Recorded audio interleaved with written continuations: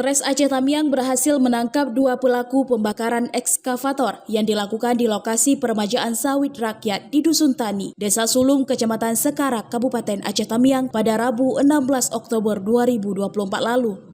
Petugas berhasil menangkap para pelaku setelah dilakukan penyelidikan dan pencarian selama 3 minggu karena TKP yang sangat jauh.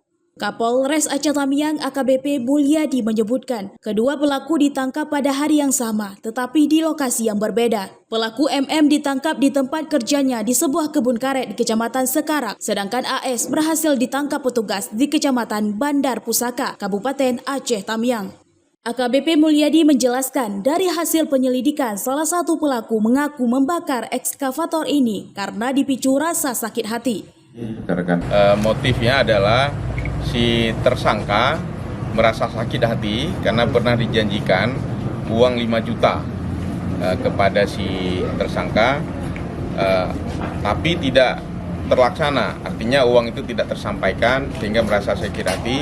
Mereka baru melakukan pembakaran ekskavator tersebut. Selain menangkap kedua pelaku, petugas juga berhasil mengamankan barang bukti berupa 2 unit sepeda motor, 2 unit telepon seluler, serta 1 unit ekskavator merek Hitachi yang sudah terbakar dan tidak dapat digunakan lagi. Saat ini kedua pelaku sudah ditahan di Polres Aceh Tamiang untuk diproses hukum lebih lanjut. Mereka dijerat dengan pasal 187 dengan ancaman hukuman 12 tahun penjara.